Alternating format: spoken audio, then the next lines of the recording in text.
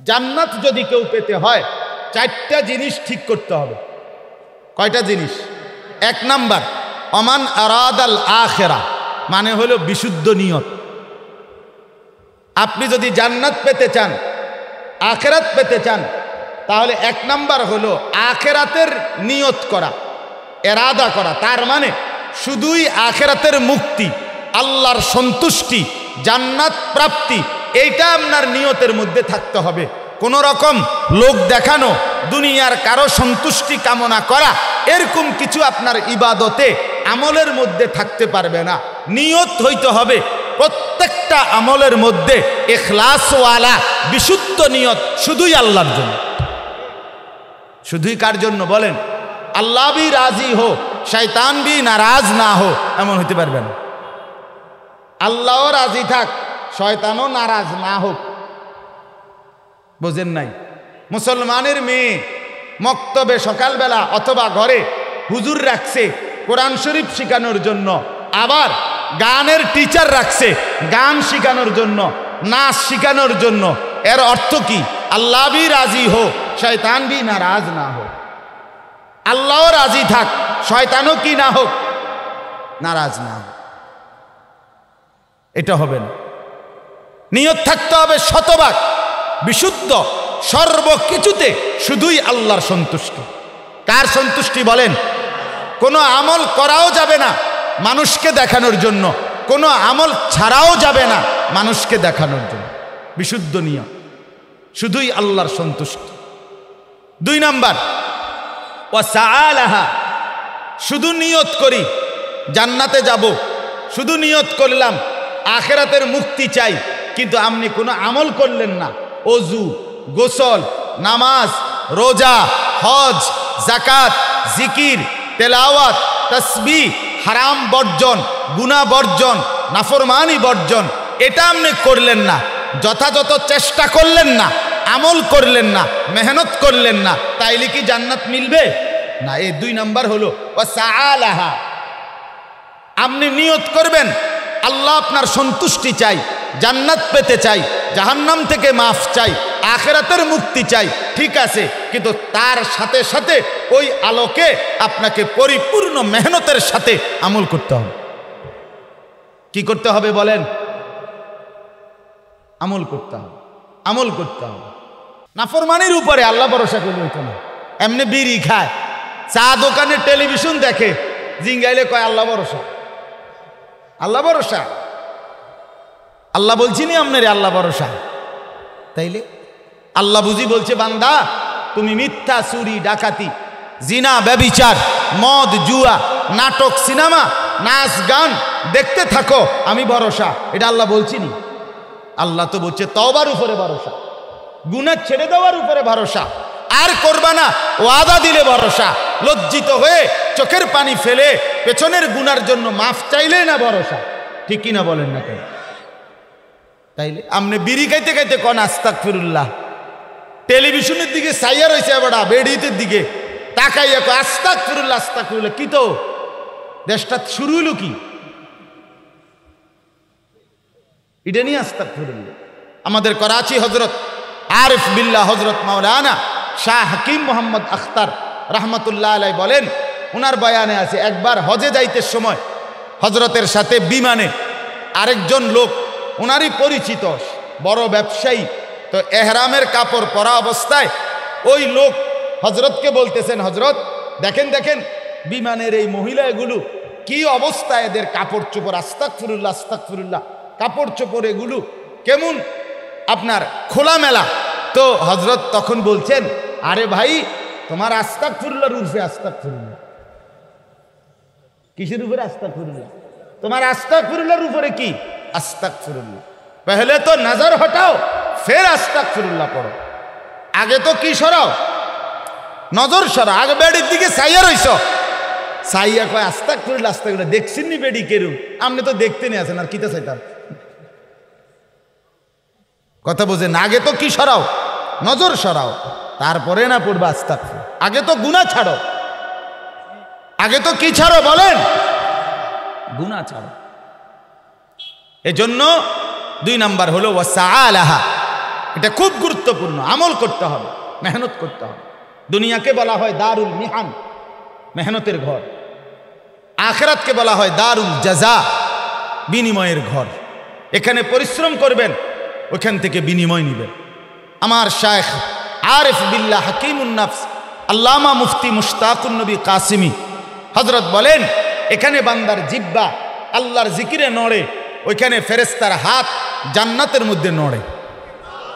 এখানে সে বলে সুবহানাল্লাহ, ওইখানে ফেরেশতা জান্নাতে নতুন করে ঘর বানায়, জান্নাতের রোম সাজায়, জান্নাতের দুয়ার সাজায়।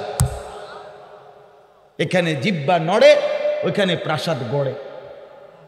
এখানে কি নড়ে, ওইখানে কি গড়ে, ওইখানে ভবন তৈরি হয়।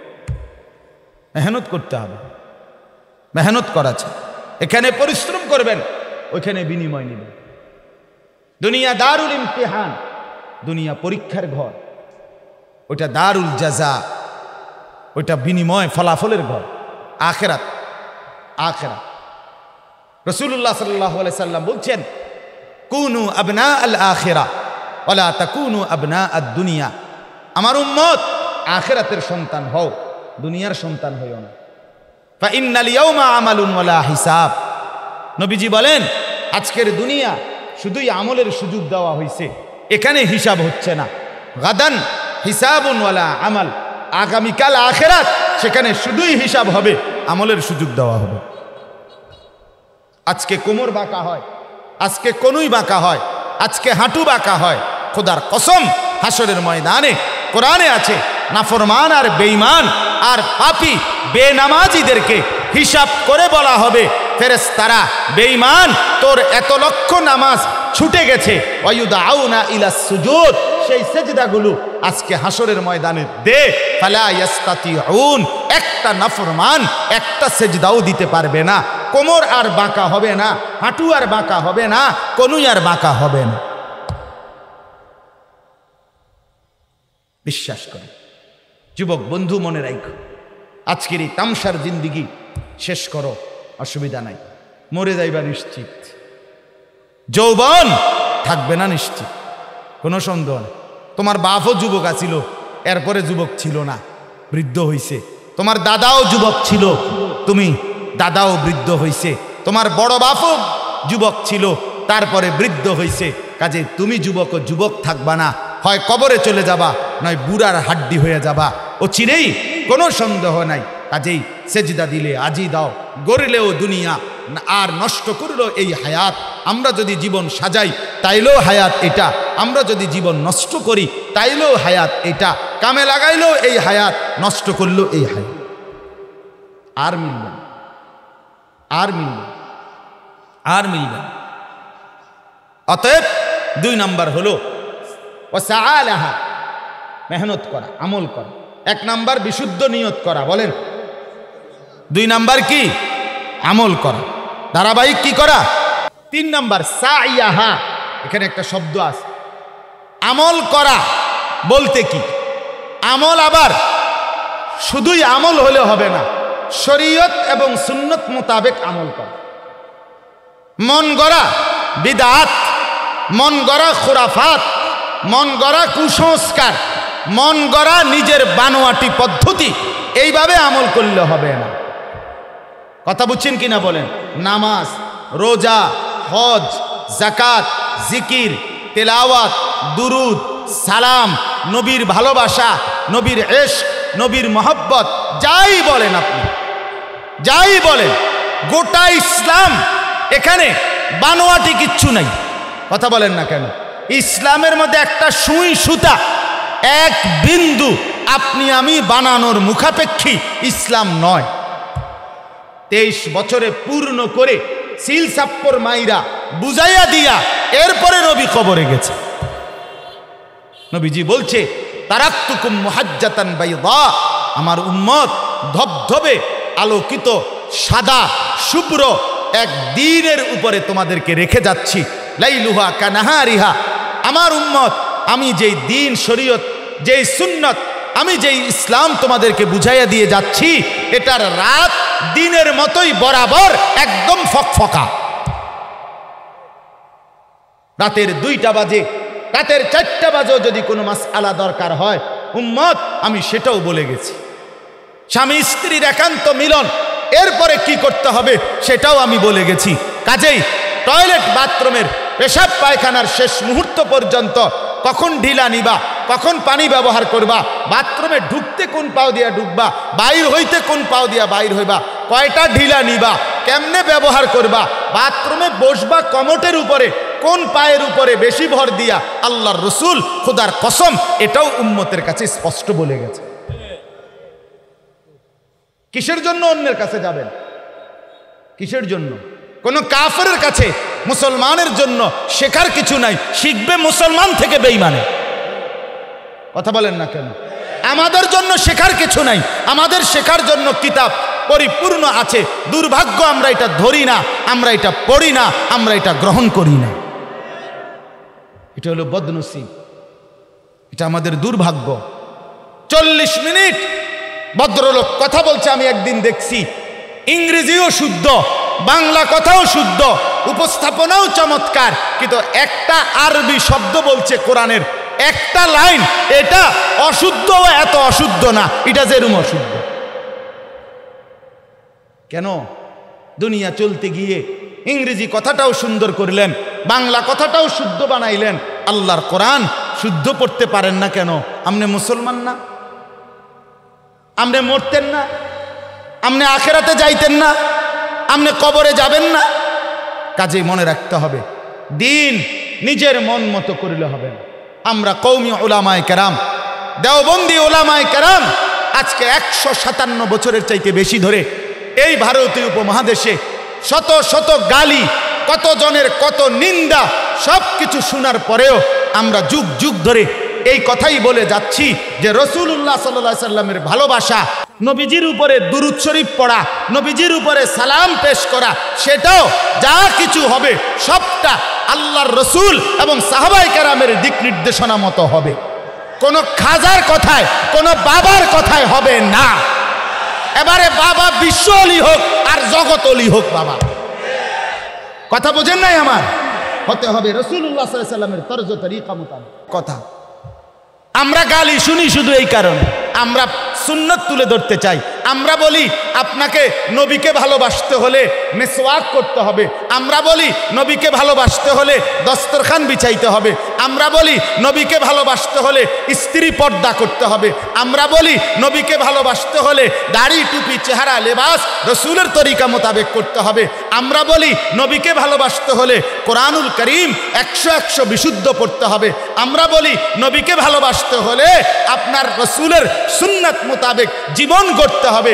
এইটা আর অন্য যখন বলে নবীকে ভালোবাসতে হলে জিলাপি খাওয়াইলেই চলবে, বিরিয়ানি খাওয়াইলেই চলবে, ডেগে ডেগে খিচুড়ি খাওয়াইলেই চলবে, চলবেন মন মতো, খাওয়াইবেন জিলাপি পরিমাণ মতো, আপনি নবীর আশেক। আমরা বলি ধোকা ধোকা ধোকা, এটা ধোকা ধোকা। ভালোবাসা জিলাপিতে না, ভালোবাসা সুন্নাতে। ভালোবাসা কোথায়? বিরিয়ানির ড্যাগে না। আমারে কয় হুজুর 18 ড্যাগ করছি, 18 ড্যাগ। আমি বলছি কষ্ট করে আর 2টা ড্যাগ ফুরাইলেন না, 20টা ড্যাগ করতেন। 18 ড্যাগ কার লেগে জানেন? ইমাম হুসাইন রাদিয়াল্লাহু তাআলা আনহুর 10ই মুহররমের কারবালার স্মরণে বিরিয়ানি করছে 18 ড্যাগ। নবী আহলে বাইতের ভালোবাসাও না। জিজ্ঞাসা করলাম সবাই শতভাগ, এই যুবক আপনাদের যেগুলোরে বিরিয়ানি খাওয়াইছেন এগুলো সব এশার নামাজ 5 ওয়াক্ত নামাজ পড়েছো তো? আর মাথা না। খোদার কসম আমরা কিতাবে পড়ছি 10ই মুহররম কারবালার প্রান্তরে যখন ইমামে হুসাইন সৈয়দুনা হুসাইন রাদিয়াল্লাহু তাআলা আনহু শাহাদাত বরণ করে, এর আগ মুহূর্তে ওনার পরিবারের সমস্ত পুরুষ সদস্য শেষ, 71 জন আহলে বাইত শহীদ হয়ে গেছে, রক্তে ভাসতেছে চতুর্দিক। এই অবস্থায় একা যুদ্ধের ময়দানে দাঁড়ানো অবস্থায় ইমাম হুসাইন রাদিয়াল্লাহু তাআলা আনহু বিপক্ষ শত্রু বাহিনীকে বলল, জোহরের ওয়াক্ত হয়ে গেছে, আমারে জোহরের নামাজ পড়তে দাও, একটু সময় বিরতি দাও, যুদ্ধটা বন্ধ করো, জোহরের নামাজ পড়ব। ওই পাশ থেকে শিমার জিল জাউশান, এ যারে শিমার বলে তার পুরা নাম হলো শিমার জিল জাউশান, এই নাফরমান সে বলল চিৎকার করে, হুসাইন, তোকে জোহরের নামাজ পড়তে দেয়া হবে না, তার আগেই তোর দেহ থেকে গর্দান আলাদা করে ফেলা হবে। আল্লাহর কসম, ইমাম হুসাইন সাথে সাথে চিৎকার দিয়ে বললেন, আরে সীমার, আমি তো জান দেওয়ার জন্যই আসছি, আমি তো রক্ত দেব বলেই আসছি, শাহাদাতের সিদ্ধান্ত নিয়েই তো মাঠে দাঁড়াইছি, জীবন তো আমি দেবই, তবে আল্লাহকে সেজদা দিয়ে দেব। আল্লাহু আকবার বলে নিয়ত বাইদা ফেলছে। বলছি, যা, সেজদা দিলাম, এবার তোর মন চাইলে তুই 2 টুকরা করে ফেল। যিনি শাহাদাতের রক্তের উপরে, শহীদের লাশের পাশে রক্ত মাখা অবস্থায়ও আল্লাহকে সেজদা করলেন, নামাজ ছুটে নাই, আমনে সেই হুসাইনের ভালোবাসা দেখাবেন 18 ডেক বিরিয়ানি দিয়া? এটা ইনসাফ? হ্যাঁ, এটা ইনসাফ? এটা ভালোবাসা? এটা ভালোবাসা? রাসূলুল্লাহ সাল্লাল্লাহু আলাইহি সাল্লাম আজীবন সোমবার দিন, নবী সাল্লাল্লাহু আলাইহি সাল্লাম সারা বছর সোমবারে রোজা রাখতেন। নবীজিকে জিজ্ঞেস করছে, আপনি সোমবারে রোজা রাখেন কেন? নবীজি বলছে, 2 কারণে। 1, সোমবারে আমি মিলাদুন নবী পালন করি, মানে আমি জন্ম নিয়েছি। 2, সোমবারে আমার উপরে কোরআন নাজিল হয়েছে। অতএব এ কথা স্পষ্ট, সোমবার রাসূলুল্লাহ সাল্লাল্লাহু আলাইহি সাল্লাম নিজের জন্মের কারণে নিজের রোজা রাখতেন। তো নবী রোজা রাখা মানে তো হইল দুপুরে বিরিয়ানি খাওয়া, ঠিক না? আর 10টার দিকে জিলাপি খাওয়া, এটারে তো রোজা কয় নাকি? তা রোজা মানে কি? না খাওয়া। কথা বলেন না কেন? রোজা মানে কি? না খাওয়া কিনা? তো তিনি রোজা রাখতেন, নিজের জন্ম পালন করতেন না খেয়ে, আমনে খান বিরিয়ানির ডেগে ডেগে। আচ্ছা চলেন হাসরের ময়দানে আমিও দেখব নবীকে, আপনিও দেখবেন নবীকে, সরাসরি জিজ্ঞাসা করব আল্লাহর রসুলকে, ইয়া রাসূলুল্লাহ, আপনি ফয়সালা দেন, আশেককে ধোঁকাবাজকে। ইনশাআল্লাহ। আপাতত ভাত খাইতে তাই সবাই আজ্ঞা, আপাতত দুনিয়া চলক, ফেড়ে বাতে তো দুনিয়া ভার হয়ে যাইতে আছে কোনো রকম, ঠিক কিনা বলেন না কেন? শেষ কথা হলো অহুয়া মুমিন।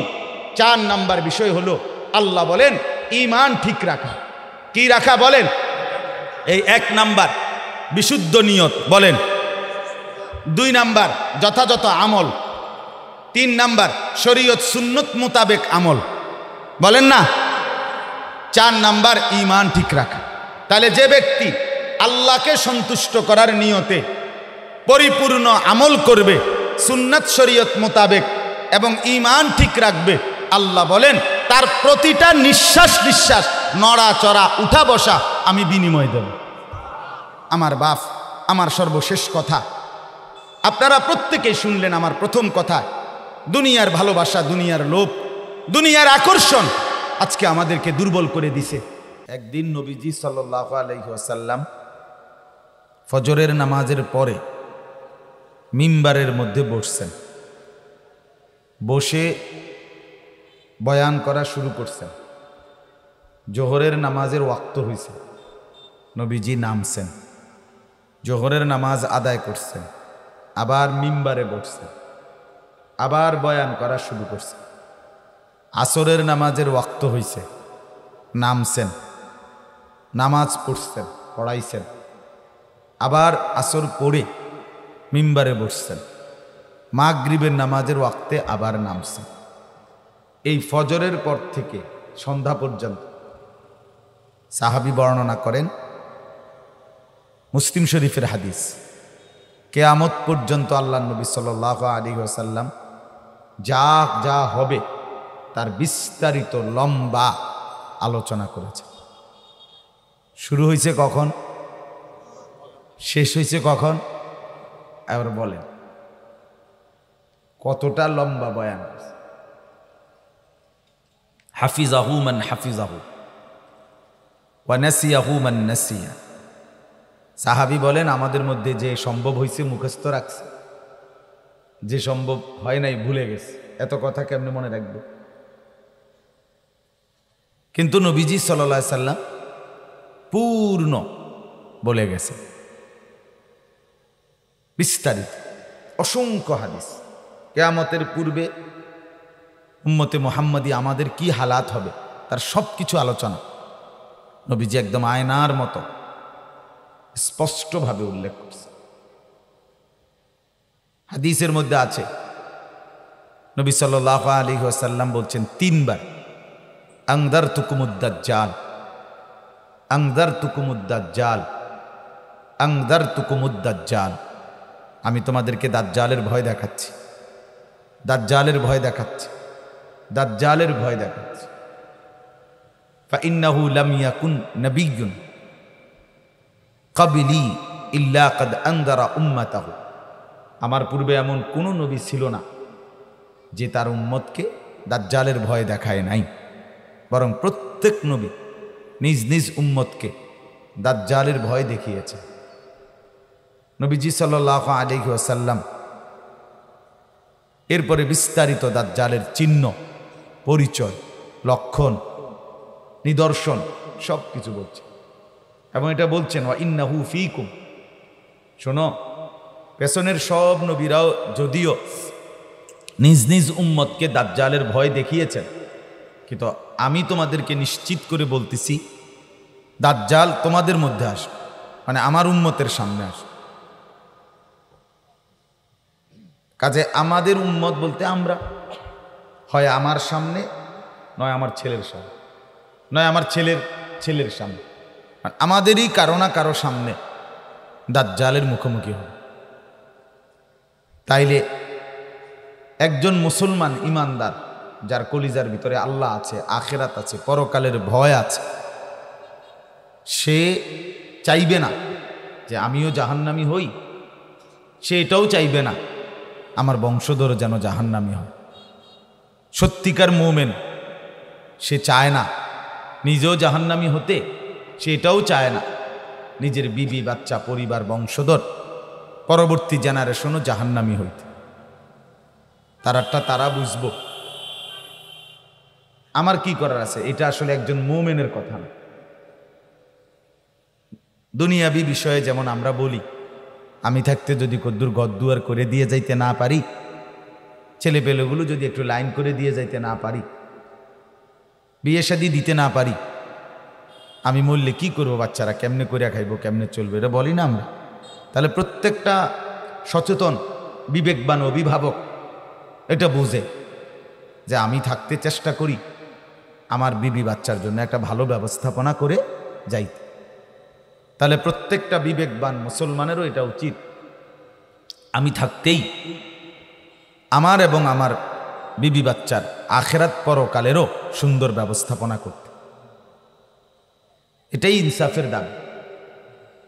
কোরআনুল কারীমের মধ্যে আছে হযরত ইব্রাহিম আলাইহিস সালাম, আমাদের সবার পিতা, আমাদের পিতা কিনা বলেন না, তিনি দোয়া করে গেছেন, রব্বি জাআলনি মুকিমাস সালাহ ওয়া মিন যুররিয়াতি।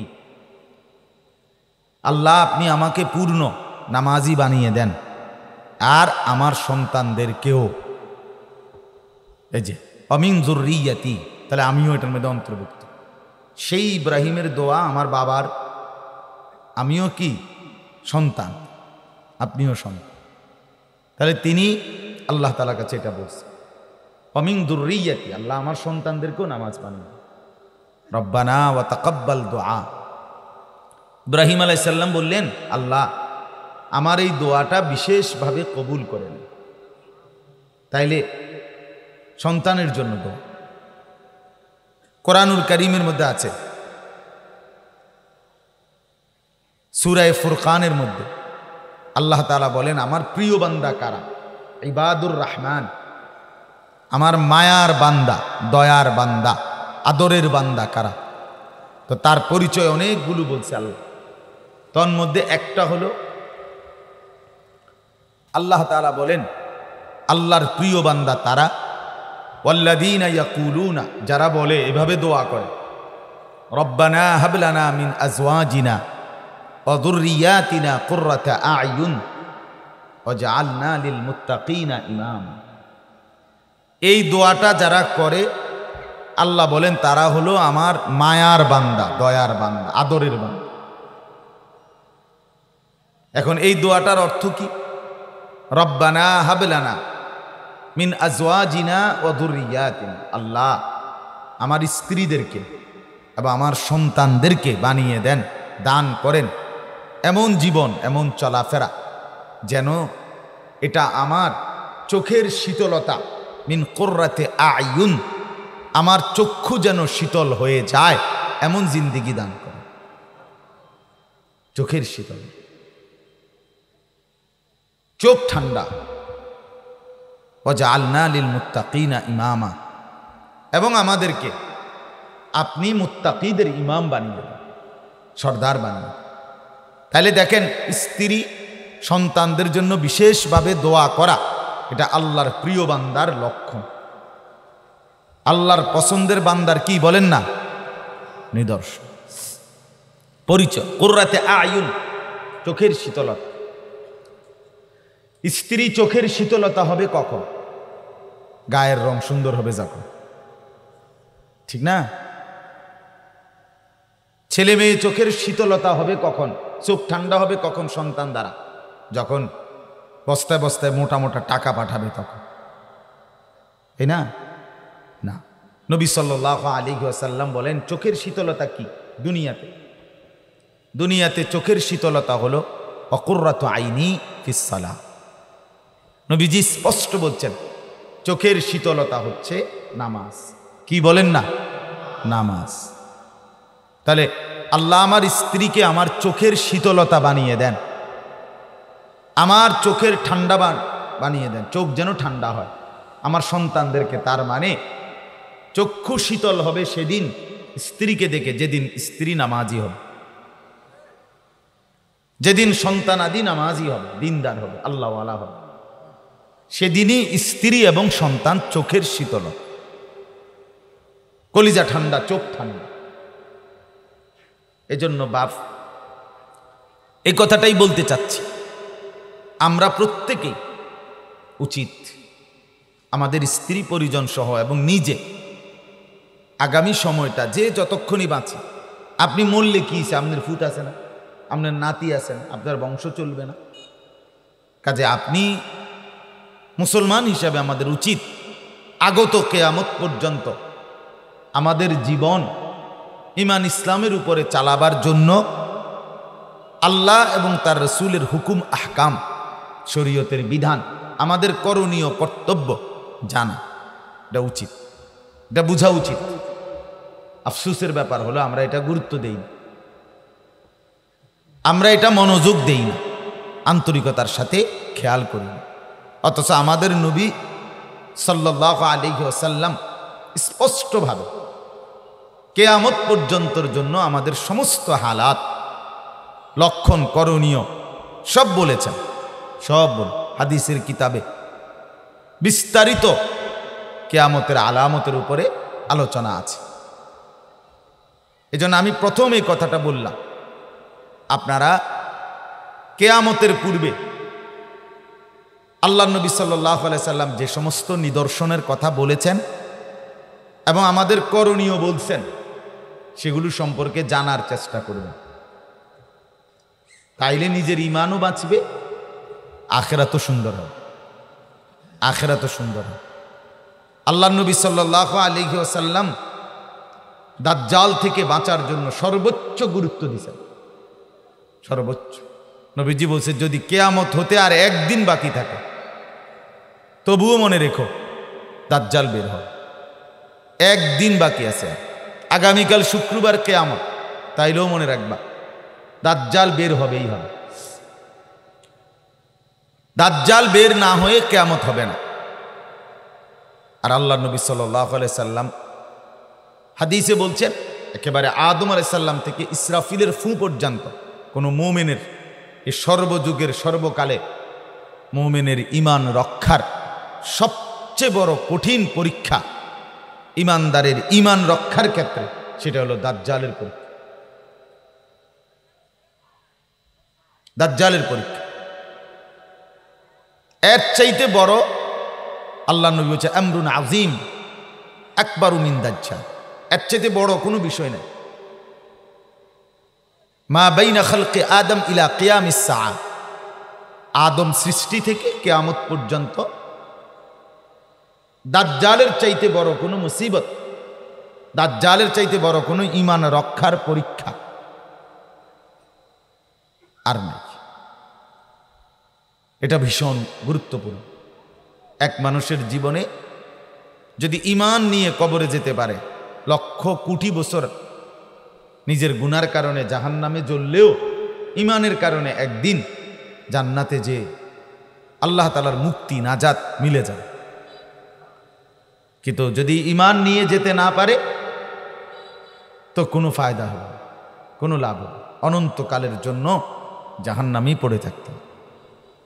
আমাদের নবী সাল্লাল্লাহু আলাইহি সাল্লামের সুপারিশ যে আল্লাহ আমার সমস্ত ঈমানদার উম্মতকে মাফ করে দেন, নবীজি চাইবেন।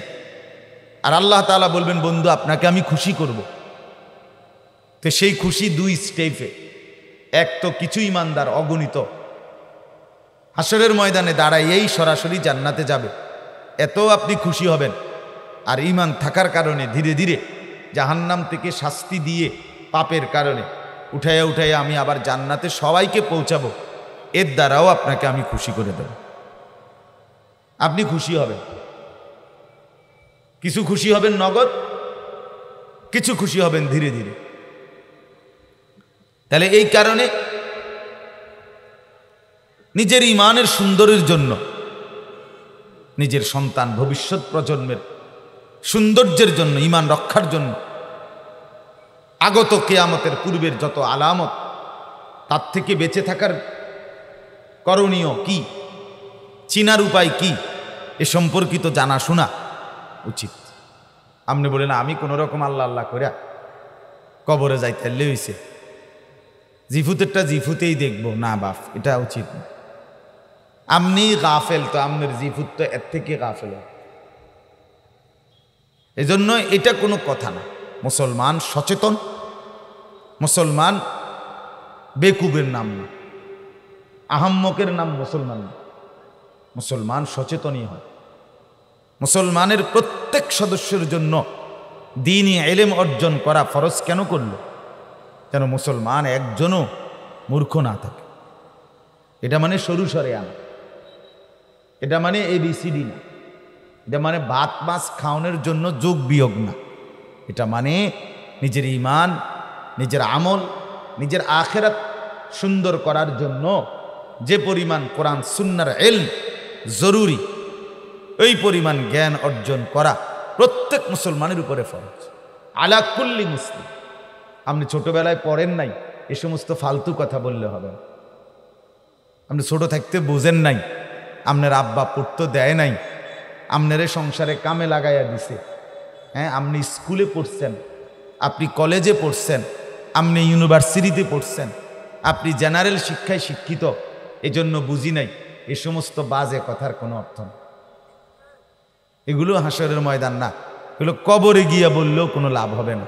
চোখটা বন্ধ হইয়া বললে ফেরেস্তার সামনে, ফেরেস্তা প্রথম ফিডাতেই একদম সোজা করে। হ্যাঁ, এটা তামাশা না। কোনো মুসলমান স্কুলে পড়লে তার কোরআন শরীফ অশুদ্ধ হলেও চলবে, এটা কি আল্লাহর হুকুম? তো কোনো মুসলমান কলেজে পড়লে, ইউনিভার্সিটিতে পড়লে তার ওযু নামাজ অশুদ্ধ হইলেও চলবে, এটা কি আল্লাহর কথা?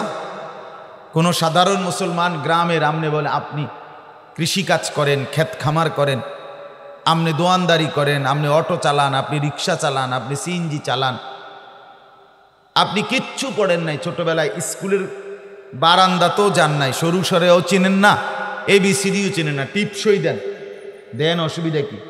এরপরেও আল্লাহর কোরআন অশুদ্ধ পড়া, ভুল পড়া আপনার জন্য 1 সেকেন্ডেরও অনুমতি নেই। আমরা সাধারণ মানুষ, আমরা কোনো রকম কদ্দুর পড়নে না নমাজ না, এ সমস্ত ফাঁক না আলাপ, সিহন আলাপ, জি না চাষা। আপনি যে খাইতেন বেলায় কোনোটা কম করেন, খান না। আপনি সাধারণ মানুষ, আপনি ছোটবেলায় পড়েন নাই, আপনি গোস্ত দিয়ে ভাত খান কা? আপনি তো প্রতিবেলায় সবজি না খাওয়ান দরকার। আপনি মূর্খ মানুষ, আবার গোস্ত লঙ্কা, হ্যাঁ সালাদ। আপনি না মূর্খ? আপনি কেন বিল্ডিংয়ের ঘরে হতেন? আপনি মাটির ঘরে না উঠবেন?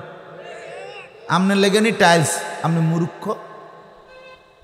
এই সময় গাত লাগেনি সামসাই, কথা বলেন না, এটা কইলে আপনার কইলে হ্যাঁ বেটা মূর্খ কইছি দে কি চেয়ার লাগে বুঝি ভালো বিল্ডিং কত হইতাম পারতাম না, এই সময় তো আপনি ঠিকই কইলেন, এটা তো জবাব দিলেন।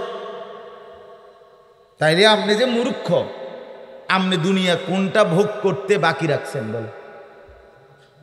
কথা বুঝছেন কি না? আপনি তো গোটা দুনিয়া ভোগ করছেন বরাবর, ধনী আর এই শিক্ষিতদের সাথে সমান সমান। জন্য এটা এই অজুহাত বললে হবে না। আমার এই কথাটা মনে রাখি, গুরুত্ব দিয়ে ওলামায়ে কেরামের কথা ফেলে দিয়েন। তা আমি শুরু করছি যে কথাটা, আমাদের প্রিয় নবী সাল্লাল্লাহু আলাইহি ওয়াসাল্লাম কিয়ামত পর্যন্ত উম্মতে মুহাম্মাদের নবীর উম্মতের হালাত কি হবে এটা বলছে। তো কিয়ামতের পূর্বে নবীজি সাল্লাল্লাহু আলাইহি ওয়াসাল্লাম একটা বিশেষ আলামত, যেটা আমার এই আয়াতের সাথে প্রাসঙ্গিক, আমি এটা বলতেছি।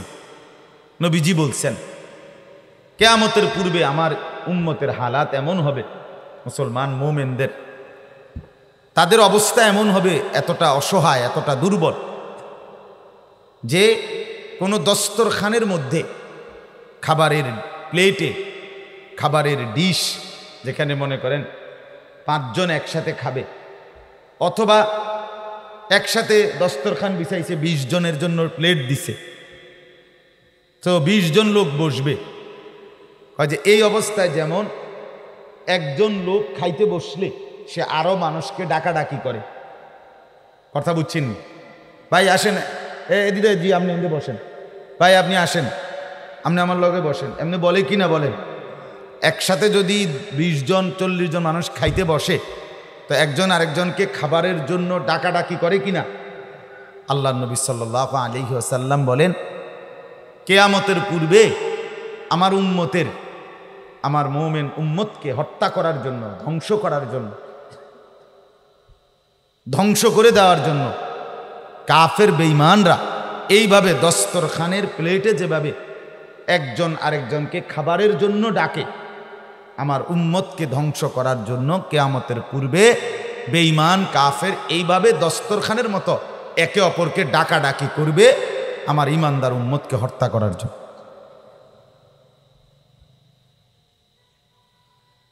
বুঝছেন? ডাকাডাকি করে। সাহাবায়ে কেরাম সাথে সাথে অবাক হয়ে, আশ্চর্য হয়ে প্রশ্ন করলেন, ইয়া রাসূলুল্লাহ, তাহলে কি আমরা সেই সময় সংখ্যায় একদম কম হব, যে কারণে আমাদের কোনো বলই থাকবে না? কাফের এইভাবে ডাকাডাকি কইরা একজন আরেকজনে মিলেমিশে আমগরে হত্যা করবে? আল্লাহ নবী সাল্লাল্লাহু আলাইহি সাল্লাম বললেন, না, বরং তোমরা তখন সংখ্যায় অনেক হবে, কিন্তু কোনো ঝড়, কোনো বন্যা কিংবা কোনো স্রোতে আবর্জনা যেভাবে ধুয়ে মুছে সাফ হয়ে যায়, তোমরাও এরকম আবর্জনার মতো আমার উম্মত এইভাবে ধুয়ে মুছে সাফ হয়ে যায়, হারিয়ে যায়, ধ্বংস হয়ে যায়। মনে হবে যেন কাফের বেঈমান ময়লা সাফ করতেছে, ময়লা সাফ করতেছে। মুসলমান হত্যা করছে মানে ময়লা সাফ করতেছে। হ্যাঁ, আল্লাহ নবী সাল্লাল্লাহু আলাইহি ওয়াসাল্লাম এরপরে বলেন, আমার উম্মতের এই আখিরি গ্রুপ ইমানদারদের মধ্যে ওয়াহান একটি শব্দ নবীজি বলছি, সেটা ঢেলে দেওয়া হবে তাদের অন্তর। এই কথাটা আমি এবার এই কথাটা মনোযোগ দিয়ে শুনি। এই পরিণতিটা কেন হবে? এমন হবে কেন উম্মতে মুহাম্মদী যে সংখ্যায় অনেক, কিন্তু কাফের বেঈমান ময়লা আবর্জনা পরিষ্কার করার মতো, ডাস্টবিনে ফেলে দেওয়ার মতো, মনে করেন কোনো জায়গায় ময়লা জমছে, কাদা প্যাঁক, এই যে কোনো ফ্লোরে, তখন এই মোটর চালাইয়া ট্যাপ দিয়া পানি চাপ দিয়ে ধইরা বলে পরিষ্কার করে না, এইভাবে উম্মতে মুহাম্মদীর ইমানদারদেরকে কাফের এভাবে পরিষ্কার করবে, সাফ করে ফেলে দিবে আবর্জনার মতো। এরকম নিদারুণ পরিণতি এমন হবে কেন? আল্লাহ নবী সাল্লাল্লাহু আলাইহি ওয়াসাল্লাম বলেন, যেহেতু তখন আমার উম্মতের দিলের মধ্যে ওয়াহান থাকবে। ওয়াহান একটা শব্দ। সাহাবীরা জিজ্ঞাসা করছেন, ওয়ামাল ওয়াহান, সেটা কি নবী, এই জিনিসটা কি? নবীজি সাল্লাল্লাহু আলাইহি সাল্লাম বলেন, দুইটা জিনিস। এক, হুব্বুদ দুনিয়া, দুই, কারাহিয়াতুল মাউত। আল্লাহ নবী সাল্লাল্লাহু আলাইহি সাল্লাম বলেন, দুইটা বিষয় তখন আমার উম্মতের কলিজার ভিতরে থাকবে। এক, দুনিয়ার ভালোবাসা, দুই, মৃত্যুকে ভয় পাও, মৃত্যুকে অপছন্দ করো, মরতে না চাও। এক তো দুনিয়ার ভালোবাসা, দুনিয়ার প্রতি অসম্ভব প্রীতি, দুনিয়াকে নিয়ে কাড়াকাড়ি, দুনিয়া কুকুরের চাইতেও নিকৃষ্ট জানোয়ারের মতো ছিঁড়ে ভিড়ে খাওয়ার জন্য প্রতিযোগী, দুনিয়া নিয়ে কাড়াকাড়ি, দুনিয়া নিয়ে টানাটান, দুনিয়ার লোভ লালসা, দুনিয়ার শাহওয়াত, দুনিয়ার চাওয়া পাওয়া, দুনিয়ার কামনা বাসনা, দুনিয়ার আসবাবপত্র, দুনিয়ার হাসি আনন্দ, সুখ বেদনা, এর জন্যই দিলের মধ্যে থাকবে সারাদিন। সারাদিন বাবার ফিকিরও টাকা, সন্তানের ফিকিরও টাকা, নাতির ফিকিরও টাকা। বাপও রোজগার করে, সন্তানেও রোজগার করে, নাতিও রোজগার করে, পুরুষও কামাই করে, মহিলাও কামাই করে, সবাই মিলে চেষ্টা একটাই, সংসারে কর্ম করে 6 জন সংসার সাজায়, দুনিয়া চালায়, সবাই মিলে। আর কি? আর মরতে না চায়, মরতে না চায়, বেঁচে থাকার আকুতি, মরতে চায় না, জীবন দিতে না চাওয়া, মৃত্যুকে অপছন্দ কর। কোরআনুল কারীমের মধ্যে আছে, আল্লাহ তাআলা বলেন, ইজা কিলা লাকুম ফিরু ফি সাবিলিল্লাহ, তোমাদেরকে যখন বলা হয় আল্লাহর রাস্তায় বের হও যুদ্ধের জন্য, জিহাদের জন্য, ইসাকালতুম ইলাল আরদ, তোমরা জমিন আঁকড়াইয়া ধরো, আরাদিতুম বিল হায়াতিদ দুনিয়া মিনাল আখিরাহ, আহা বান্দা, তাহলে কি তোমরা আখিরাতের চাইতে দুনিয়ার জীবনকেই ভালোবেসে ফেললে? আল্লাহ বলছে, আরাদিতুম, খুশি হয়ে গেলে, এক সেট সোফা পেয়ে খুশি, এই কয়টা ফার্নিচার, একটা ছেলে বিদেশ, মেয়েগুলো পয়সাওয়ালা জামাই দেখে বিয়ে দিছ, খাইয়া পইরা ভালো আছো, এতে খুশি হয়ে গেল, এতটুকুই তৃপ্তি। এই হলো আমাদের আখেরি নবী সাল্লাল্লাহু আলাইহি সাল্লামের ভবিষ্যৎবাণী।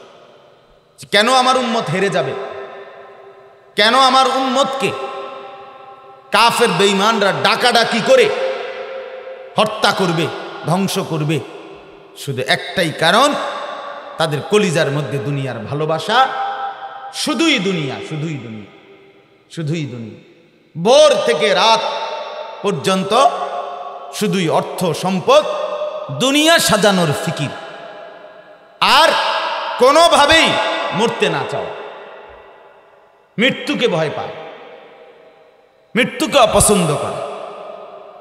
আমার বাপ, আমার ভাই, আমার বন্ধু, নওজোয়ান সাথী, সবাই মিলে ইনসাফের সাথে, বিবেক দিয়ে প্রত্যেকেই প্রত্যেকের দিলকে প্রশ্ন করি, এবার আমাদের হালাত, দিলের হালাত কি? আমি আমারটা বলি, আপনি আপনি। ইস্তাফতি কালবাক, নবীজি বলেন, তুমি তোমার দিলকে প্রশ্ন করো। ইস্তাফতি কালবাক, কারো দোষ দিয়েন না, অতে করে না কা, হেতে করেন না কা। আপনি চা দোকানে বসে বসে কইবেন হুজুররা করে না কা, হ্যাঁ, আপনি হাঁটতে হাঁটতে মোবাইল টিপতে টিপতে বলবেন হুজুরগুলো এত হুজুর, তারা করেটা কি? বুঝলেন না? এইতে হেতের কান্দে বালিশ খেলা ছোটবেলায় দেখছি, বালিশ খেলা আছে একটা, মানে বালিশ আপনার একজন থেকে আরেকজন, একজন থেকে আরেকজন, যার হাত থেকে পড়ে যাবে সে বাদ। তো অর্থাৎ কেউই হাতে রাখতে চায় না এটারে। তা একজন আরেকজনের দোষে কাঁধে দোষারোপ করে দিলে লাভ হবে না। বাস্তবতাটা কি? বাস্তবতা, আমার দিলেও দুনিয়ার ভালোবাসা, আপনার দিলেও দুনিয়ার ভালোবাসা। দুনিয়া নিয়েই আমরা খুশি হয়ে গেছি, দুনিয়া পেয়েই আমরা খুশি হয়ে গেছি, আমরা দুনিয়াকেই আপন মনে করে ফেলছি। এই জন্য আমাদের পরিণতি আমরাই দেখতেছি। আজকে শুধু ফিলিস্তিনের মজলুম মুসলমান, আপনারা দেখেন খবর, আপনারা শুনছেনও, আপনারা প্রত্যেকেই জানেন, শুধু ইসরায়েলের ইয়াহুদি তারাই শুধু মুসলমানদেরকে মারছে না, বরং প্রথম দিন থেকে তাদের সমর্থনে, সহযোগিতায়, সার্বিকভাবে সমস্ত কাফের একসাথে ডাকাডাকি করে তাদেরকে সহযোগিতা করছে। আমেরিকার প্রেসিডেন্ট, আমেরিকার পররাষ্ট্রমন্ত্রী, ইংল্যান্ডের প্রধানমন্ত্রী, ফ্রান্সের প্রেসিডেন্ট, এরকম বড় বড় তারা সব বেঈমান। ইসরায়েলের সরাসরি এই গোলযোগ, এই বোমা নিক্ষেপ, এই যুদ্ধকালীন অবস্থার মধ্যেও তারা এসে সরাসরি, কোনো প্রতিনিধি না, নিজেরা এসে দেখা করে গেছে ইসরায়েলে। আপনি কি খামখেয়ালি মনে করেন বিষয়টাকে?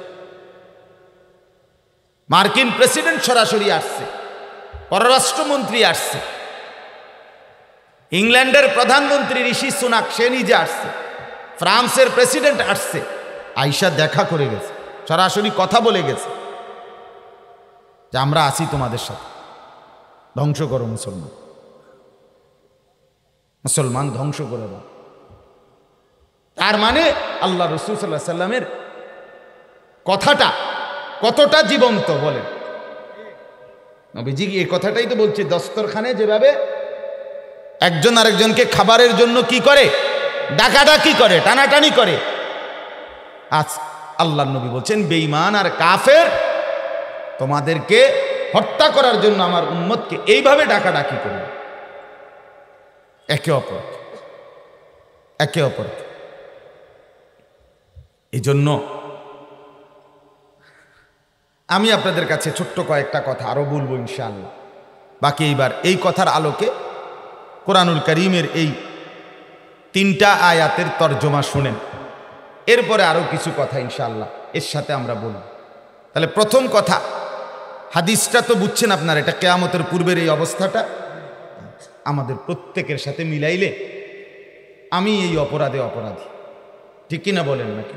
আমি আপনাদেরকে বলছি, আমি বাদ না ভাব, আমিও অপরাধী, আপনারাও অপরাধী।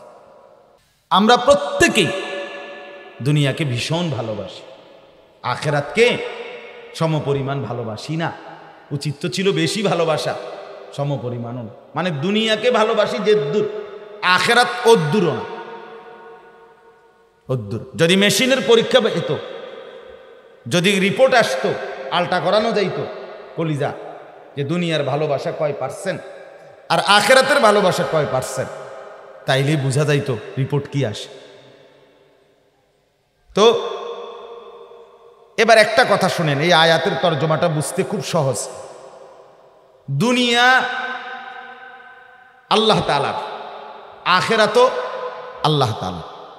তো দুনিয়ার ব্যাপারে আল্লাহর একটা নীতি আল্লাহ এখানে বলছে যে দুনিয়ার অর্থ সম্পদ, ক্ষমতা, সুখ, স্বাচ্ছন্দ্য, প্রভাব, প্রতিপত্তি, টাকা পয়সা, মাল, দৌলত, আল্লাহ তাআলা বলেন যতজন চায়, কথাটা খেয়াল করেন, যতজন দুনিয়া চায়, আমি আল্লাহর ফয়সালাটা চাওয়ার আলোকে না, আমার সিদ্ধান্তের আলোকে।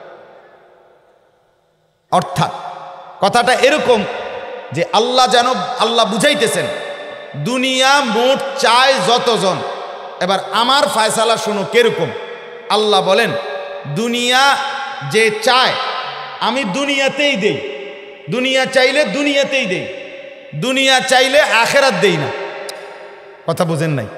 একজনে চাইছে যে আল্লাহ আমার এক সেট সোফা দেন, আল্লাহ বুঝি বলবে না এটা তোমারে জান্নাতে দিব সোফাটা। যে দুনিয়ায় চায়, এক নাম্বার কথা হলো তাকে আল্লাহ দুনিয়া দেবেন দুনিয়াতেই, আখেরাতে না। দুনিয়া চাইলে দুনিয়াতেই দিবেন, আচ্ছা, কিন্তু চাইবে যতজন দেবে ততজন কিনা? না, ততজন না। এখানে আল্লাহর নীতি হলো মান আশাউ লিমান নুরিদু। দুনিয়া চাইবে যতজন, আমি আল্লাহ দেব ততজন না, বরং আমি আল্লাহ চাইব যাকে দেব তাকে। দুনিয়া যে চাইবে যেদ্দুর, আমি দেব না তদ্দুর, বরং আমি চাইব যদ্দুর। এই কথাটা কিন্তু খুব গুরুত্বপূর্ণ মনে রাখবে কোরআনের এই শব্দের অর্থ। দুনিয়া চাইবে যতজন, পাবে ততজন। না না, বুঝতে হবে কন? দুনিয়া চাইবে যতজন, পাবে ততজন না। তাহলে দুনিয়া চাইবে যতজন, পাবে কে? আল্লাহ চাইবে যাকে, পাবে কে? বলেন না, আল্লাহ চাইবে যে যাকে। 2 নাম্বার হলো দুনিয়া যে চাইবে যেদ্দুর, পাবে তদ্দুর। কথা কন না, বরং কদ্দুর পাবে? আল্লাহ চাইবে যদ্দুর। মান আশাউ, আমি যা চাই, আমি যেদ্দুর চাই। লিমান নুরিদু, আমি যাকে যাকে চাই, আমি যাকে যাকে চাই।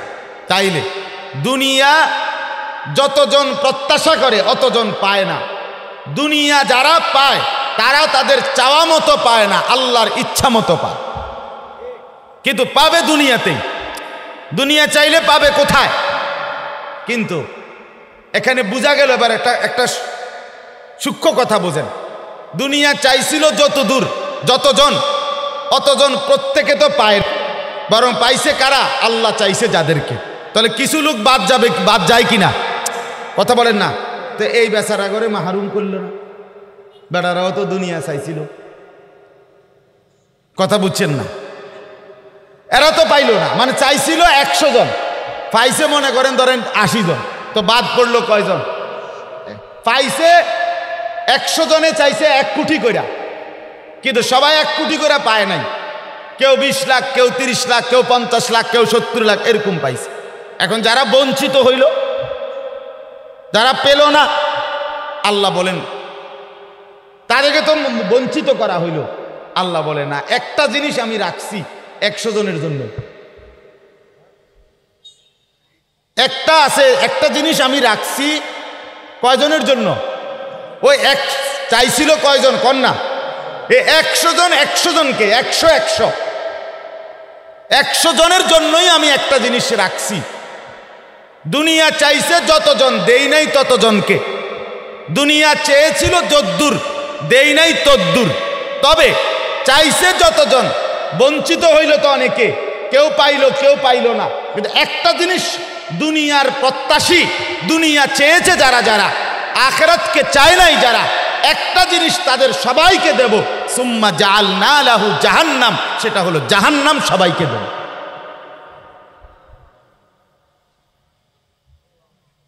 এটা সবাইকে, এটা থেকে কি করব না? বঞ্চিত করব।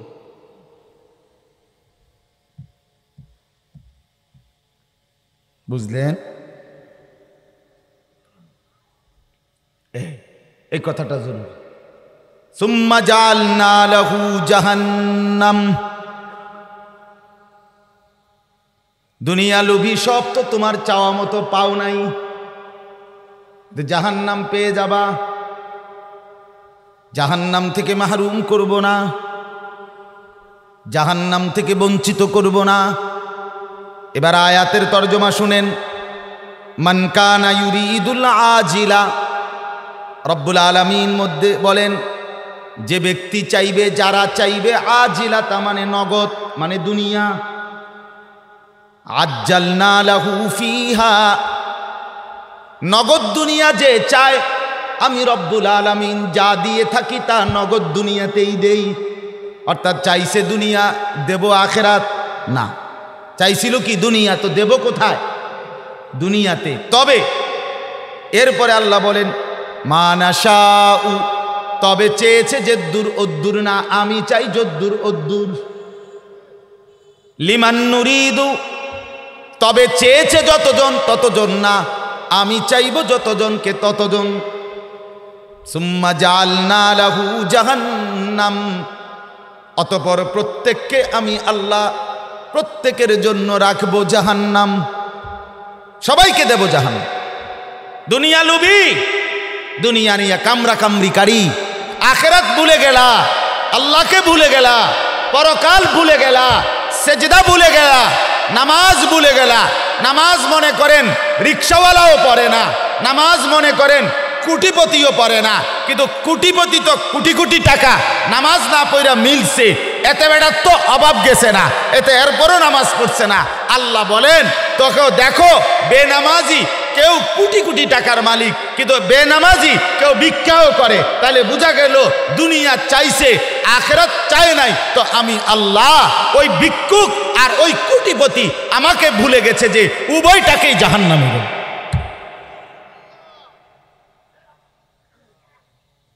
উভয়টাকে, হ্যাঁ, ইয়াসলাহা। এবার আল্লাহ বলেন জাহান্নামে নেয়া হবে, জাহান্নামে ফেলা হবে। জাহান্নামে নেয়া হবে কিভাবে? এই নাফরমানদেরকে, এই দুনিয়া লুবিদেরকে, এই দুনিয়া নিয়ে কামরা কামরি, তাদেরকে কিভাবে নেওয়া হবে? দুই ভাবে। কয় ভাবে জাহান্নামে নেওয়া হবে? কয় ভাবে বলেন? এক, মাদমুমান, প্রথমত লজ্জিত করা হবে। প্রথমত হাসরের ময়দানে সমস্ত মানুষের সামনে বেইজ্জতি করা হবে যে দেখো হাসরবাসী, এটা সেই বেঈমান যে বেঈমান 60 বছর, 50 বছর, 40 বছর আমি আল্লাহকে ভুলে, আখিরাতকে ভুলে, সেজদাকে ভুলে, বন্দিগিকে ভুলে, হালাল হারামের কোনো তোয়াক্কা না করে শুধু দুনিয়া নিয়ে কাড়াকাড়ি করছে, এটা সেই বেঈমান। দুই নাম্বার, মাদহুরান, নেয়া হবে লাঞ্ছিত করে, লাঞ্ছিত করে, ধাক্কা দিতে দিতে, স্বাভাবিকভাবে হাঁটাইয়া ভদ্রচিতভাবে জাহান্নামে নেওয়া হবে না, বরং ধাক্কা দিতে দিতে, লাথি দিতে দিতে, ফেরেশতা এক লাথি মারবে, ওইখানে গিয়া পড়বে, আরেক লাথি দিবে, এরপরে গিয়া পড়বে, এভাবে লাথি দিতে দিতে এই অসভ্য দুনিয়ার লোভীকে, জাহান্নামীকে জাহান্নামে ছুঁড়ে মার। মাদহুরা মানে হলো ধাক্কাইতে ধাক্কাইতে। হ্যাঁ, যদি জাহান্নামী বলে ফেরেশতা বন্ধু হাঁটাইয়াই নাও, লাথি দাও কা, ফেরেশতা বলবে না দোস্ত, জাহান্নামীকে এইভাবে ভদ্রচিতভাবে হাঁটাইয়া নেওয়ার সিস্টেম নাই, সিস্টেমেই লাথি। কথা বলেন না কেন? ফুটবল পলিথিনে করে নেওয়ার সিস্টেম নাই, ফুটবল সিস্টেমে লাথি। কাজেই তোমারে এইভাবে ধাক্কা দিতে দিতে, লাথি দিতে দিতে, বেইজ্জতি করতে করতেই নেওয়া। নাউযুবিল্লাহ, আল্লাহ আমাদেরকে মাফ করে দেন। তাইলে এবার বুঝলেন আমাদের আল্লাহ কতটা কঠিনভাবে, কঠোরভাবে দুনিয়ার লোভ, দুনিয়ার লিপ্সা, দুনিয়ার আকাঙ্ক্ষা, দুনিয়া নিয়ে পড়ে থাকা, এটার বিরুদ্ধে আল্লাহ তাআলা আমাদেরকে কতটা কঠোরভাবে বলছে, আমাদেরকে সরাসরি বলছে। আহা, তো আপনি চিন্তা করেন যে এই লোকটা সারাটা জীবন সম্পদের জন্য কত চেষ্টা করছে, কিন্তু বড় লোক হইতে পারছে না, ধনী হইতে পারছে না। এবারটা কেমন লসটা খাইল, না দুনিয়া পাইল না আখিরাত পাইল। আমার শায়েখ আল্লামা মুফতি মুশতাকুন নবী কাসিমি হযরত তো বলেন, গরিব যারা, অভাবী, দিন মজুর, জীবনটা যারা দুনিয়া নিয়ে লাভাই কাড়াকাড়ি করছে, কিন্তু পর্যাপ্ত সম্পদ পায় নাই, অথচ নামাজ পড়ে নাই, আখিরাত মানে নাই, আল্লাহর ভয় করে নাই, হুজুর বলেন যে তাদেরকে কিয়ামতের দিন আরো বেশি ফেরেশতারা শাস্তি দিবে। বলে যে তুই বড় গাদ্দার। হযরত বলছে তুই বড় গাদ্দার। ওই গাদ্দারে তো পাইছে কোটি কোটি টাকা, এই জন্য আল্লাহকে বলছে, কিন্তু তুই তো দুনিয়াও পাইলি না, তারপরও তুই আল্লাহকে মনে করলি না কেন? কথা বুঝেন নাই?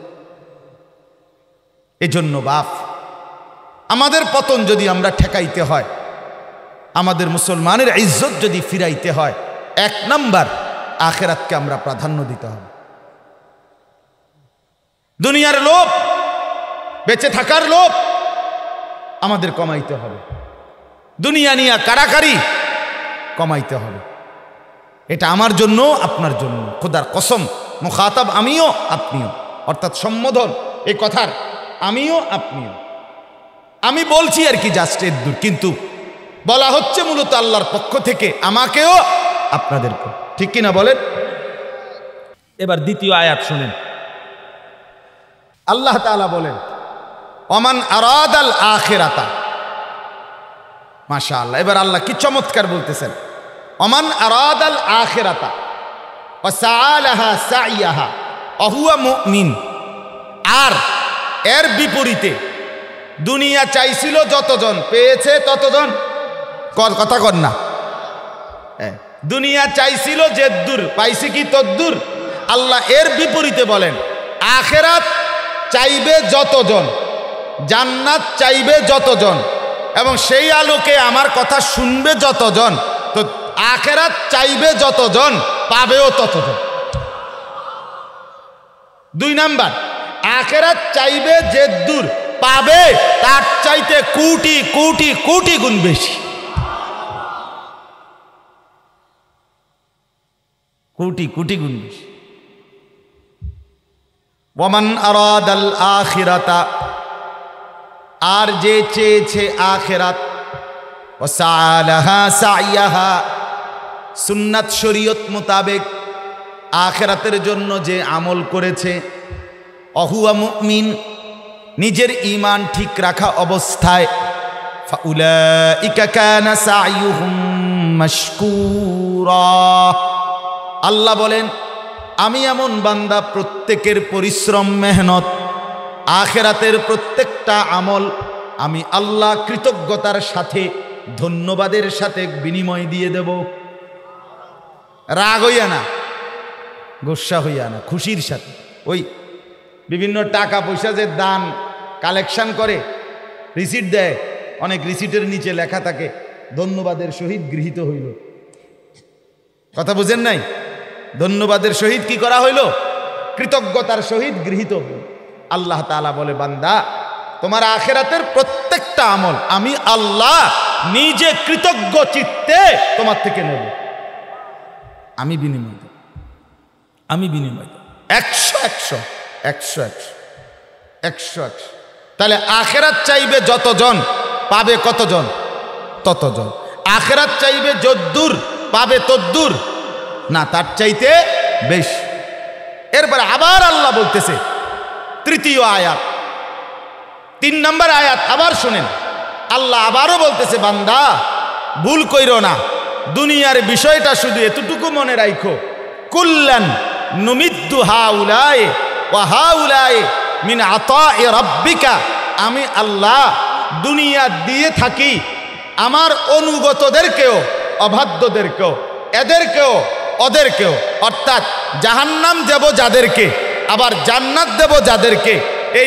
এই দোনো শ্রেণী আখিরাতে না 2 ভাগ হবে, কিন্তু দুনিয়া কিন্তু আমি উভয়কেই দিয়ে থাকি। দিয়ে থাকে কিনা বলেন না কেন? সেজদাওয়ালাও আমার দুনিয়ার ভাত মাছ চাল ডাল পায়, নাফরমানও আমার দুনিয়ার ভাত মাছ চাল ডাল পায়। সেজদাওয়ালার ঘরেও স্ত্রী সন্তান আছে, সেজদাবিহীন নাফরমানের ঘরেও স্ত্রী সন্তান আছে। সেজদাওয়ালাও দালান বিল্ডিং এর মধ্যে ঘুমায়, সেজদাবিহীন নাফরমানও দালান বিল্ডিং এর মধ্যে ঘুমায়। তো এই জন্য আল্লাহ বলেন ওইখানে তো 2 ভাগ, 1 ভাগ জাহান্নামী বানাবো, 1 ভাগ জান্নাতি বানাবো, কিন্তু দুনিয়া কুল্লান নুমিদ্দু, সকলকেই আমি দিয়ে থাকি, হাউলায়ে ওয়া হাউলায়ে, এরাও তারাও, মিন আতায়ে রাব্বিক, আপনার রবের দান দুনিয়ার যেগুলো, এগুলো আমি সকলকে দিয়ে থাকি। ওমা কানা আতাউ রাব্বিকা মাহজুরা, দুনিয়ায় আপনার রবের দান, অর্থ সম্পদ, বাড়ি দালান, ক্ষেত ফসল, আসমান জমিন, চন্দ্র সূর্য, আলো বাতাস, রোদ বৃষ্টি, আগুন পানি, আল্লাহ বলেন এগুলো আমি কারো জন্য নিষিদ্ধ করি না, সবাইকে দিয়ে থাকি। ডাকলেও দেই, না ডাকলেও দেই, অনুগতকেও দেই, অবাধ্যকেও দেই, ইমানদারকেও দেই, নাফরমান বেঈমানকেও দেই, মানুষকেও দেই, জন্তু জানোয়ার কুকুর বিড়াল শুকরকেও দেই। তাহলে এটা কোনো আশ্চর্য কিছু না। আমার বাপ, এটা কোনো আশ্চর্য কিছু না, এটা মনে রাখা চাই। দুনিয়া পাইছেন আপনি কিংবা আমি, তেমন আশ্চর্য কিছু পায় না। আজকের দুনিয়ায় কাফের আর বেঈমান আরও যদি ক্ষমতা পায়, আরও যদি অর্থবিত্ত সম্পদ আর প্রাচুর্যের মধ্যে পড়ে থাকে, তারপরেও এটা কিছুই না। কারণ আল্লাহ তাআলা বলছে দুনিয়া একদমই সামান্য, একদমই সামান্য, একদমই সামান্য, অল্পক্ষণ। দুনিয়া কতক্ষণ? অল্প। আমি প্রায় বলি যে আল্লাহর তাড়াতাড়ি আর আমরার তাড়াতাড়ি সমান না, সমান না। কোরআনে আছে আলফা সানাতিম মিম্মা তাউদ্দুন, আল্লাহ তাআলা বলেন তোমরা 1000 বছর গুনলে, যেখানে 1000 বছর তোমরা মানুষ গুনলে যেদ্দুর, আমি আল্লাহ একদিন গুনলে এদ্দুর। আলফা সানা, আলফা। তাহলে আপনি বলেন আল্লাহর তাড়াতাড়ি আর আমার তাড়াতাড়ি সমান, কথা বলেন না? তাইলে আল্লাহ তাআলা যে বলছে সামান্য দুনিয়া, অল্প কিছুক্ষণের দুনিয়া, ক্ষণিকের দুনিয়া, আপনি বলবেন 1500 বছর তো গেছে গা, কই অনত হইল না, কতদিন তো হয়ে গেছে। না, আপনার এই সামান্য, আপনার 1500 বছর আল্লাহর হিসাবে তো 1.5 দিনও হয় নাই। তাইলে এই জন্য আমরা প্রথম কথা হলো বনি ইসরাইল সূরা 18, 19, 20 এই 3টি আয়াতের মাধ্যমে আমরা মূল একটা কথা আগে বুঝব যে দুনিয়া প্রীতি, দুনিয়ার লোভ, শুধুই দুনিয়া নিয়ে ব্যস্ত থাকা যুবক কিংবা বুড়ো, নারী কিংবা পুরুষ, এটা কোনোভাবেই আমাদের জন্য কল্যাণ বয়ে আনবে না। এটার পরিণতি কি? জাহান্নাম। বলেন না, এটার পরিণতি কি? জাহান্নাম। এবার আজকে 180 কোটির মতো মুসলমান সারা পৃথিবীতে, অথচ ইসরায়েলের ইহুদিরা মাত্র 92 থেকে 93 লাখ, কোটি না, 1 কোটি না, 1 কোটি না। ইসরায়েলে ইহুদি 1 কোটি নাই, 9 মিলিয়নের চাইতে কিছুটা বেশি। তো 9 মিলিয়ন মানে হলো প্রতি মিলিয়ন হলো 10 লাখ, তাহলে 9 মিলিয়নে 90 লাখ, 92 থেকে 93 লাখ মাত্র। আমরা ঢাকা শহরের এক কোণা ফুরে রয়েছে 1-2 কোটি মানুষ, ঠিক কিনা বলেন না কেন? সেই 90-92 লাখ ইহুদি কাফের আজকে 180 কোটি মুসলমানের এই পৃথিবীতে মুসলমানের রক্তে তাজা খুন দিয়া আল্লাহর জমিন ভাসায় দিতেছে। আমরা কতটা দুর্বল হয়ে গেলাম, কতটা দুর্বল হয়ে গেলাম। সারা পৃথিবীর 180 কোটি মুসলমান, আমরা মনে রাখতে হবে বাপ, আমার এই কথাটা মূলত ইসরায়েল, এই ইহুদিদের এই জারজ অবৈধ রাষ্ট্রটি মূলত তাদের টার্গেট। মনে করেন এই মাঠটা, এই মাঠের 3 কোণা দখল কইরা আর এই কদ্দুর বাকি রয়েছে, এটা দখল করলে তারা থেমে যাবে, বিষয়টা এটা না। 1948 সনের 14ই মে ইহুদিদের নেতা ডেভিড বেন গুরিয়ান যেদিন প্রথম রাত্রিবেলা ইসরায়েল এই অবৈধ রাষ্ট্রের ঘোষণা দিছে, সেদিন সে বলছিল প্রথম দিন থেকে আজকে 75 বছর পর্যন্ত ইহুদিদের সিদ্ধান্ত হলো তারা দি গ্রেট ইসরায়েল, একটি মহারাষ্ট্র প্রতিষ্ঠা করবে। এই এতটুকু জায়গায় না, বরং এখান থেকে শুরু করছে, এখান থেকে তাদের এক প্রান্ত যাবে, তাদের টার্গেট মিশরের নীল দরিয়া, আরেক প্রান্ত যাবে ইরাকের ফোরাত নদী, আরেক প্রান্ত যাবে খোদার কসম রাসূলুল্লাহ সাল্লাল্লাহু আলাইহি ওয়াসাল্লামের মদিনা শেষ করে। এই পুরাটা নিয়ে তাদের টার্গেট দি গ্রেট ইসরায়েল প্রতিষ্ঠা করে মহারাষ্ট্র। আজকের দিনেও ইসরায়েলের যেই সংসদ ভবন, পার্লামেন্ট, এটার নাম হলো নেসেট। এই ইসরায়েলের পার্লামেন্টের প্রধান গেইটে তাদের সেই কল্পিত দেশ, যেটা তারা গ্রেট ইসরায়েল বানাবে, এটার স্বপ্নের সেই আকাত মানচিত্র, তাদের সেটা মানচিত্র আকারে তাদের সংসদ ভবনের, পার্লামেন্ট ভবনের দরজায় আঁকা আছে। সুলতান নুরউদ্দিন জঙ্গি রহমতুল্লাহর জামানায় আপনারা শুনছেন রাসূলুল্লাহ সাল্লাল্লাহু আলাইহি ওয়াসাল্লামের লাশ মুবারক ইহুদিরা চুরি করবার জন্য চেষ্টা করছিল, জানেন না কেন? প্রশ্ন হলো এটাই, ইহুদিদের সিদ্ধান্ত যে মুহাম্মদকে যদি মদিনার থেকে সরায় দেওয়া যায় তাহলে মুসলমান আর মদিনায় আসবে না, আর এই মদিনার থেকেই আমাদের নবী সাল্লাল্লাহু আলাইহি সাল্লাম তার জামানায় ইহুদিদের 3টা গোত্র বনু নজির, বনু কাইনুকা, বনু কুরাইজাকে বিতাড়িত করছিলেন। খায়বার থেকে বিতাড়িত করছিলেন আরবের ভিন্ন ভিন্ন সীমানায়। হযরত ওমর গোটা আরবের সীমানার থেকে ইহুদিদেরকে বিতাড়িত করে দিছিলেন। তারা আশ্রয় নিছিল ইউরোপ অঞ্চলে, আজকের আমেরিকা এবং ইংল্যান্ডে।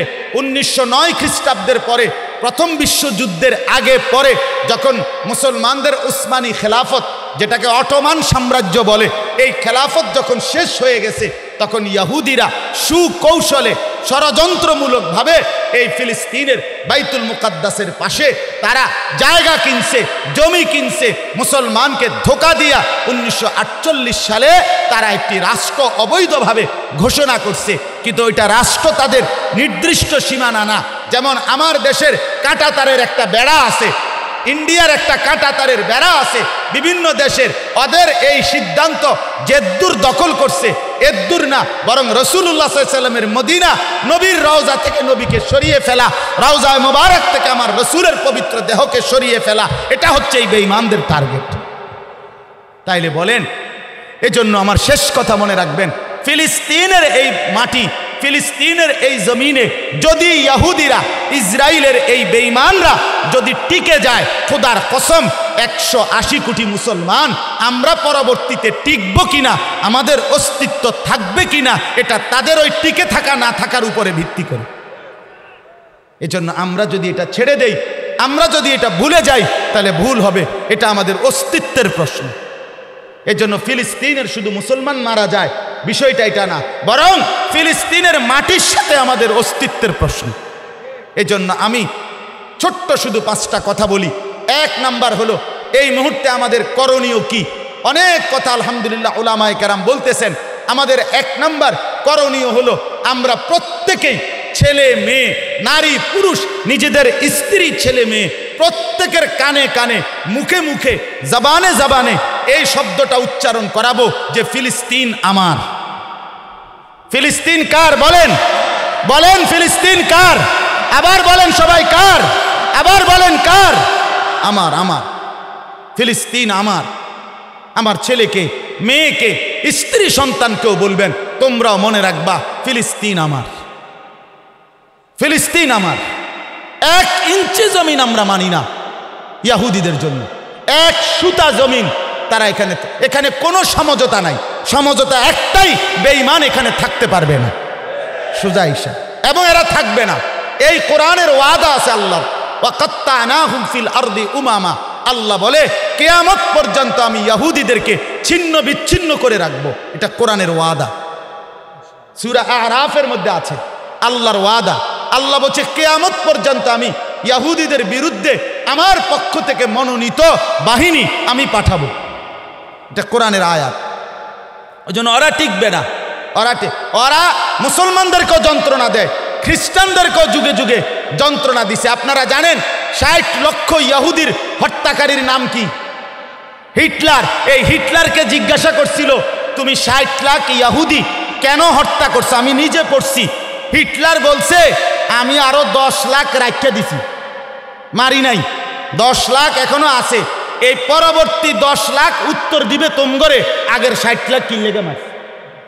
টের পাইবা যখন তাগো যন্ত্রণা, তখন সহ্য করবা, তখন তোমরা বুঝবা, তখন আমার নাম মনে রাখবা যে হিটলার মারছো আর এই জায়গা খান কিল্লেকে খালি রাখছো, এই ডাকাত করে কিল্লেকে সমান করলে না।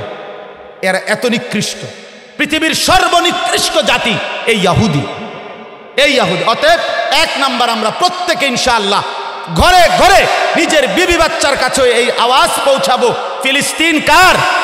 2 নাম্বার, কোনো অবস্থাতেই হতাশ না হওয়া। আমেরিকার যুদ্ধ বিমান আর ইংল্যান্ডের যুদ্ধ বিমান আর ইসরায়েলের যুদ্ধ বিমান মজলুম মুসলমানের উপরে এই বোমার আঘাত, খোদার কসম এর পরেও বিজয় মুসলমানের। কার বলেন না? জিতবে ফিলিস্তিন।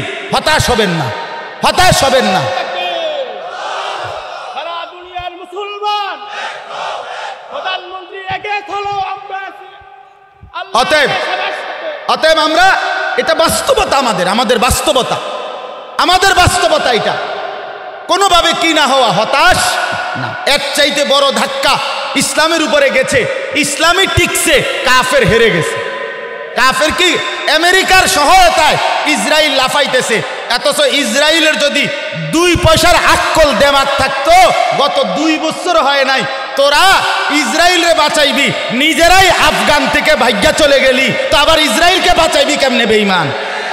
তোর নিজেরই তো হাফ প্যান্ট নাই, তুই আরেকজনরে কেমনে ফুল প্যান্ট ফিন্দাস? কথা বলেন না কেন? নিজে টিকলে না কেন? এটা কি বেশি দিন আগের ঘটনা? তাইলে আফগান ছেড়ে দিছে।